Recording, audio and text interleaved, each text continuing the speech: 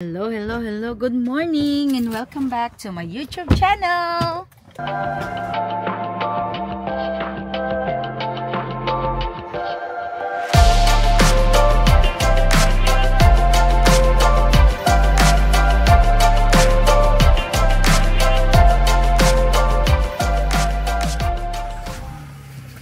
Okay. For today's video, alam nyo na kung saan na kami pupunta. Ayan si Rani kasama. And alam nyo po ba, may bad news. Pumasok yung anak ko na maaga ngayon, si Alan. Alas 8 dapat yung pasok niya. Tapos tumawag siya sa akin nung paalis na siya. Akala ko naman kung ano nang nangyari sa kanya. Kinabahan tuloy ako. Kasi yung the way ng pagsabi niya, Mom, Mom, Mom, ganun siya. So, what? Ano ko? Hindi naman siya mag-ano, Mom, I got robbed. Sabi niya, anong rob? Sabi kong ganon. Yung pala, yung sasakyan niya, binasag. So, ito, dadaanan natin siya. Ngayon, dito siya nag-park.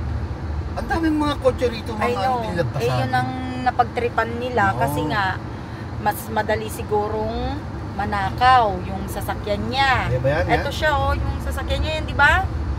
Yan? Hindi ba yan?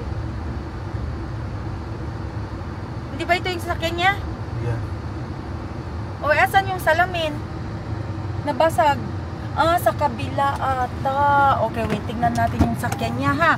Pero wala naman daw silang ninakaw. Wala naman daw silang ninakaw dito. Ito, binasag nila. Ito, oh. Ayan, ito ang binasag. Oh. Ayan, oh. So, ayan. Oh. So, I think, nag-ano ata sila dito. See, ayan, oh. Hindi naman nakuha yung mga ibang gamit niya. So, ito lang ang binasag nila. Yan, binasag ito. Hi! It's just vandalism. But my son said they trying to... My son called the insurance already. Yeah, I just talked to him. I can't believe this. Yeah. And he can't start the car. I think they took something inside. Battery? I don't know what, but he tried to start it and it won't start. Really? Yeah. Huh. He just parked here last night. He doesn't usually park here. He parked out there, but he can't find a parking. That's why. So he parked here. I parked here. That's my car, and I have my truck I usually park. Oh. And I live right there. Oh, maybe. Do you have a camera, I don't. sir? Oh. I've been thinking about buying them, and I'm going to now. Yeah. Because this isn't the first time. Yes. Oh, this is not the first time? Well, a girl that lives right here had her car parked right here, and Oh. somebody ran into it Oh. and took off. Oh my goodness. It's just always something to see, but it's everywhere though. Yeah. It's unfortunate. Even here, even there, it But happens. my dog was really going crazy this morning at about 5 or 4:30. Oh, so maybe that's 4:30. when it happened. About 4:30, she was barking. Yeah. I looked out, I didn't see nothing. I know. My son called the insurance already, so. That's too bad, though. It's an old car. I know, you got your deductible, and what's that going to do? I know. Yeah. But what can we do, right? We need the car, though. I think this guy has a camera right there. Oh, maybe we can ask him later on. Yeah. Okay. I don't know about this guy. Thank you, sir. Thank you. Sorry. It's alright. It happens. It shouldn't, though. It's just I know. People can't just do anything nice anymore. Okay, so yun po yung ganap, yung kapitbahay. Sabi niya, hindi naman daw yun yung first time na nangyari. Kaya, anyway, so, ang dami pa namin nakalimutan ni Rani. Wala tuloy kaming kape, wala tuloy kaming inumin dito sa loob ng sasakyan. So, oh my God, yung anak ko na stress na. Kaya, anyway, ay nakalimutan ko palang kunan ng picture kasi Rani hindi man nag-picture. Ikaw dapat kinuha na mong picture. Ayan. Sa bagay. So, ayun. Susunduin na pala namin si nanay. Ayan o, kasi wala siya maparkingan dito sa labas. Kaya, usually dito siya nagpa-park. Okay, so, kita-kits po tayo mamaya.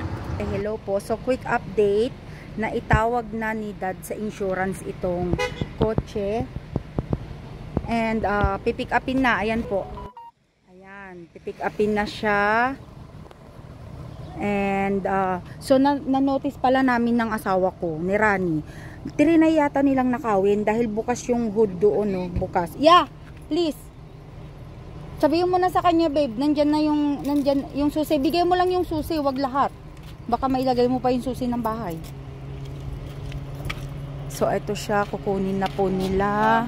They try to, No, did they? yeah, Try mo see? nga. This one, see, it's open. Oh, it's open. It's also I think they tried open. to hotwire the car.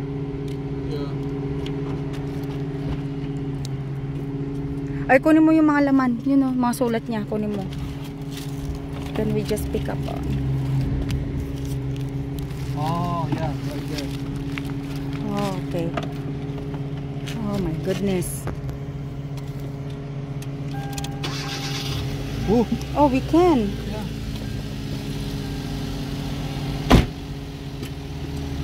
Okay. So leave the key? Yeah.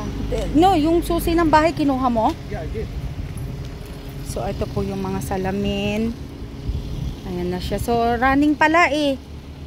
It's running. Akala ko sabi ni Alan hindi nagra-run. Hindi niya ma-start. Ah, hindi niya ma-start kanina? Yeah, can I start the car? Ayan. Sabihin mo sa kanya kanina, how come kanina hindi niya ma-start? Sir. Excuse me. I have a question. Yeah. How come earlier you can't start the car? Why not? I don't know. We're down to 10. I don't know.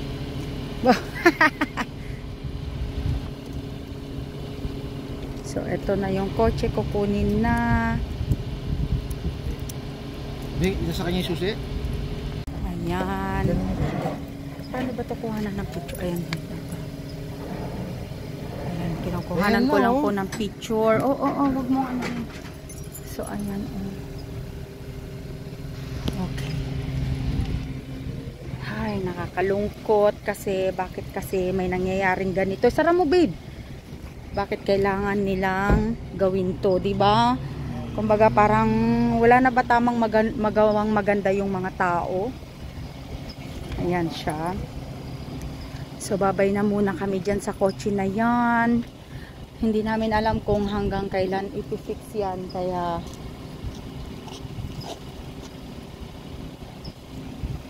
so ito towing niya.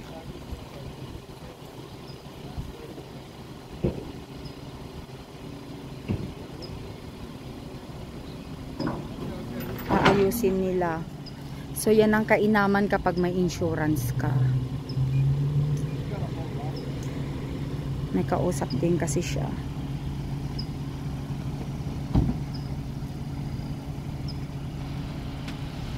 So si Alan nagtrabaho kanina, stress na stress siya kaninang umaga dahil syempre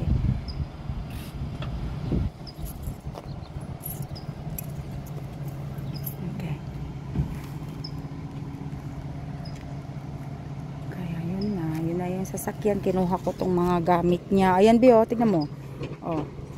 Balak niyang mag-join. Mag-join siya dyan. Tingnan mo nga. Yeah, the marine. Babe, let him do what your son wants. So, okay, yan na po siya. Hinintay na lang namin siyang umalis para kasi baka may kailangan pa siya eh. So, ayan. Sinasaraduhan na lang siya para hindi siya malaglag. Siya, dahil ibabiyahin nila yan sa ano eh. Sa market? Sa market ba? Naka-on pa yung engine niya. Hindi na. Pinatay niya. In car. Aayusin po siya. Is na yung aming yung kotse. So ayan na, paalis na po yung sasakyan. Kinuha namin yung mga sulat ni Alan kasi may mga importante siya dito. Kaya yan, alis na po. Bye bye. Ay, hindi pa siya aalis. Kala ko man aalis na. Ako pala yung umaalis na. Makikipag-usap pa yan sa telepono. Okay. Hello, kukuha tayo ng mailuluto dito sa freezer. And alam niyo po ba, gusto kong ayusin tong garahe namin pero walang time. Kaya marami pa akong ipapadala dito. Ayan oh. Mga damit, tapos mayroon pa doon, may mga yan pa. Alam niyo po ba, yung mga yan, binibigay lang din yan ng mga kakilala. Kaya thank you sa mga nagbibigay at para ma-share din natin yan sa mga nangangailangan, lalo na sa Pilipinas, di po ba? Kaya ayun, so aayusin natin yan. Mayroon na akong naumpisahan na door to door doon sa sa bahay, and then aayusin natin kasi para maipabahagi doon sa mga nangangailangan nga, gaya ng sabi ko. Ayan o, ang dami natin ibibigay. Kaya mag-aano tayo dito soon, mag-aayos-ayos tayo dito soon para medyo lumuwang-luwang naman ng konti itong garahe namin. And yeah, like I said, kasi mas madaming nangangailangan sa Pilipinas. Kaya kung kayo po ay taga dito sa San Diego at gusto nyong ipamigay yung mga pinaglumaan ninyo, yung mga ayaw nyo na gamit, either kahit gamit sa bahay, gamit sa pang personal, mga damit, ganon, pwede nyo pong ibigay sa akin at makakaasa kayo na darating yun sa Pilipinas at maipapabahagi natin yun sa mga nangangailangan, di ba? Kaya thankful ako dahil may mga kaibigan ako na nagbibigay. So hopefully bago ko mapuno itong mga box na to, may mga makapag-abot na naman ng kanilang ayuda. Yes, so hindi lang po mga pagkain yung mga inaayuda namin. So kung mayroon din magbibigay, tinatanggap ko po lahat kasi 'di ba, grasya 'yun. Tsaka hindi 'yun grasya lang para sa akin. Marami pong mas mga nangangailangan din. Kaya so kung kayo po ay, yun nga, marami ka, instead na itapon nyo sa basura, ganun, pwede nyo bigay na lang sa akin, di ba? So ayun lang.